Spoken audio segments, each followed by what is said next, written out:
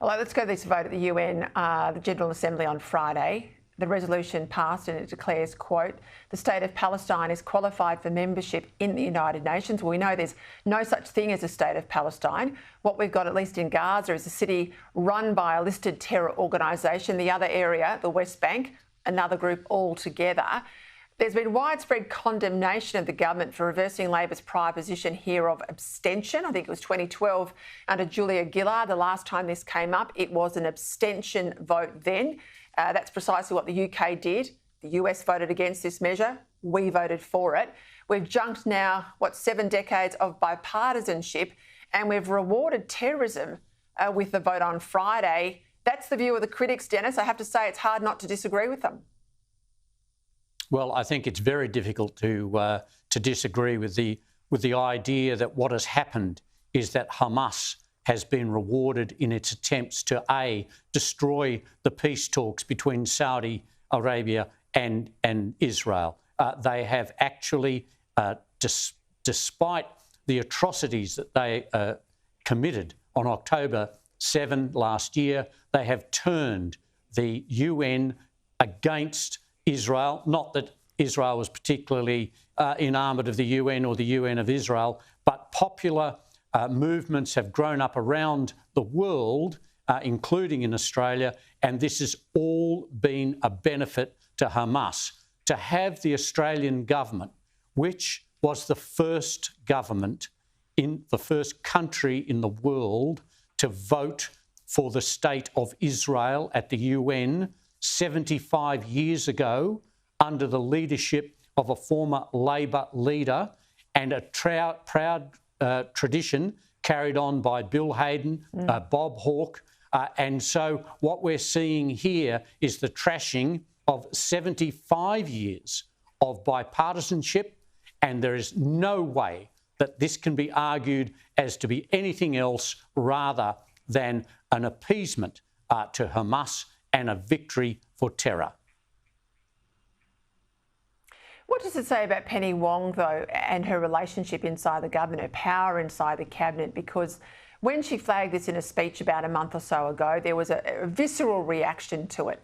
Now, the PM came out quickly. He sort of said, nothing to see here, poured cold water on the idea, said that Labor's position hadn't changed. Now, clearly, he was either lying back then and he knew this was coming, and we know there's a long lead time on these negotiations in the UN, as you and I both know, for ambassadors, or the Prime Minister's been rolled. What is it, Dennis? Well, look, there is no doubt that this was a long-term calculated policy. Before the election, we had the National Conference of the ALP change its policy. It was then just said, oh, no, it doesn't really count. We're just doing it to keep things quiet. Then Penny Wong gave a speech which immediately showed there was going to be a change in Labor policy. The Prime Minister then used the same language that he had used when the tax changes were being put up, saying, oh, we haven't changed them. He didn't say, oh, by the way, we're actually thinking about this. And more importantly, what we've seen here is, of course, Penny Wong has a very powerful position in the cabinet, and her position on this policy has actually prevailed. But what we are seeing is an inability of this government to actually argue a case. If they wanted to change the policy, why didn't they put it out there, as Penny Wong did a month ago, and say, we are changing it, and argue and take in the Australian public, the Jewish community as well, and say, this is why we are doing it. Instead, they effectively mislead the public and say, oh, we haven't changed our position because it didn't change until they voted in the UN. This is a very weak approach to public policy, and it's a repudiation of the handling of this whole issue by both the Prime Minister and the Foreign Minister. They should have been upfront. It's what they wanted. Well, convince the Australian people that it was the right thing to do. I think in the way they've gone about it, apart from the fact I think it was the wrong decision, they haven't actually convinced too many people at all that they've behaved properly. It's shrewd, Dennis, for you to pick up the gutlessness in terms of their advocacy for their position. I think people will accept, and John Howard had plenty of these, where the government needed to change position, where they needed to go down a course that perhaps wasn't popular at the start, but they were happy enough to argue it out. This government says, no, we're not doing it, nothing to see here, until such time it changes in the middle of the night. I think that's one of the problems they've got. They've got a problem there on the carbon tax. I'll get to that in a moment with another guest. But just before we go, 3 boats, 3 illegal boat arrivals on or near our shores in just the last week.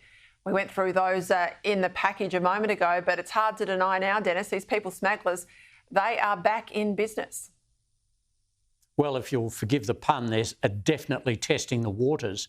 And I think given that the last 3 boats in this last week, only one of the 3 was actually detected on the water by aerial surveillance. One group arrived in the Torres Strait Island, had already been on land, and in the other group, the boat had failed. It was the only reason it was picked up on the Cocos Islands. So what we're actually looking at is a obvious testing by people smugglers to test our borders, to test the physical ability for us to stop people coming, and the moral strength of the government to say we will not allow people to stay and to send them back. And of course, if you're a rapist or a criminal or anyone who refuses to go home, you get to stay here on welfare. And that's the sort of story that's going around the world into these people smuggling networks. Dennis, have a good budget week. We'll catch up with you next week.